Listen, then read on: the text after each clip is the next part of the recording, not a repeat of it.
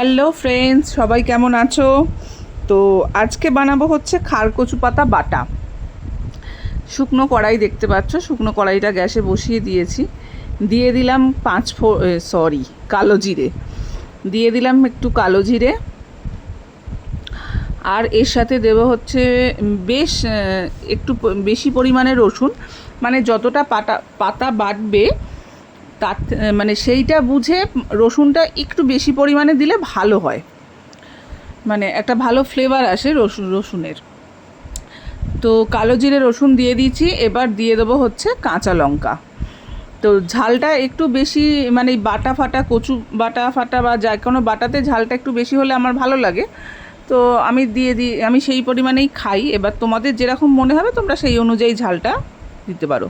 তো শুকনো খোলায় এগুলো একটু ভেজে নিয়ে একটা বাটির মধ্যে রেখে দিলাম, নামিয়ে নিলাম এটা। এবার ওই পাতাটাতে, মানে ওই কড়াইটাতে পাতাগুলো দিয়ে দেবো। তেল ফেল কিছুই দেবো না, শুকনো অবস্থাতেই পাতাগুলো আমি দিয়ে দেবো। দেখতেই পাচ্ছ পাতাগুলো দিয়ে দিচ্ছি। একদম উঁচু হয়ে যাবে, দেখো। ঢাকা দিলেই এটা জল বেরিয়ে কমে যাবে, কোনো অসুবিধা নেই। পাতাগুলো সব দিয়ে দিয়েছি। এবার দিয়ে দেবো একটু লবণ। ঠিক আছে, লবণটা কিন্তু বুঝে দেবে, কারণ পাতাগুলো কিন্তু কমে যায়। ঠিক আছে, সেই বুঝে লবণটা দিতে হবে। দিয়ে এবার এটাকে ঢাকা দিয়ে দেবো। একটু ঢাকা দেওয়ার পর কি হবে, পাতাগুলো নরম হয়ে যাবে, হয়ে গিয়ে জল বেরোবে। এক্সট্রা করে কিন্তু জল দেবার কোনো প্রয়োজন নেই। এইবার দেখতে পাচ্ছ যে সাইড দিয়ে জলগুলো বেরোচ্ছে, মানে জল বেরিয়ে গেছে। খুলে নিয়েছি আমি ঢাকাটা। কত পাতা ছিল দেখো, আর এখন নরম হয়ে কইটুকু হয়ে গেছে।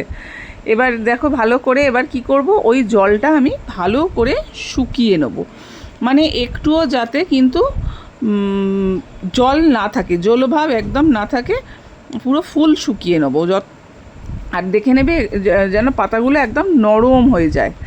আচ্ছা, আমি এখানে একটু লেবু দিয়ে নিচ্ছি, কারণ এটা আমার বলতে পারো আমার একটু মনে হয়েছে যদি গলা ধরে বা কিছু হয় বা কি, সেই কারণে আমি একটু লেবু দিয়ে দিচ্ছি। আর লেবু যদি তোমাদের কাছে না থাকে সেক্ষেত্রে তোমরা ভিনিগারও দিতে পারবে। ঠিক আছে, তো আমার কাছে লেবু ছিল, তো সেই জন্য আমি একটুখানি লেবু দিয়ে নিচ্ছি, যাতে গলা ফলা কিছু না চুলকায় বা এই কারণে। তো এবার দেখতেই পাচ্ছ এটা একদম শুকনো হয়ে এসছে, একদম জল শুকিয়ে গেছে, রস একদম কিন্তু মরে গেছে। তো আমি এবার কি করব, এটাকে মিক্সির মধ্যে, ভেবেছিলাম মিক্সির মধ্যে এটা হয়ে যাবে, বেটে নেবো। তাহলে প্রথমে শিল বার করেছিলাম, তারপর ভাবলাম না, দেরি হয়ে গেছে রান্না করতে করতে, মিক্সিতেই বেটে নিই। তো সেই ভেবে আমি মিক্সিটা বার করে মিক্সির মধ্যেই সব দিয়ে দিলাম। তো ও বাবা, মিক্সিতে বাটা গেল না, বাটা হলো না। সেই আমাকে আবার শিলেই বাটতে হলো। দেখতেই পাচ্ছ শিলটা নিয়ে নিয়েছি। এইবার ওই সব মশলাগুলো, মানে সব মশলা মানে যেগুলো ভেজে রেখেছিলাম, রসুন ফসুন আর এই পাতা, সব আমি শিলে বেটে নিলাম। নিয়ে তারপর এই তেলের মধ্যে একটু ওটা কষিয়ে নিলাম। হয়ে গেল আমার পাতা বাটা, খারকোল পাতা। আর যদি তোমাদের ভালো লাগে আমার এই ভিডিওটা দেখে, তাহলে কিন্তু তোমরা একবার ট্রাই করতে পারো। খেতে কিন্তু ভীষণ ভালো হয়। আর যদি ভালো লাগে ভিডিওটা, তাহলে শেয়ার করে দিও আর লাইক করো। টাটা।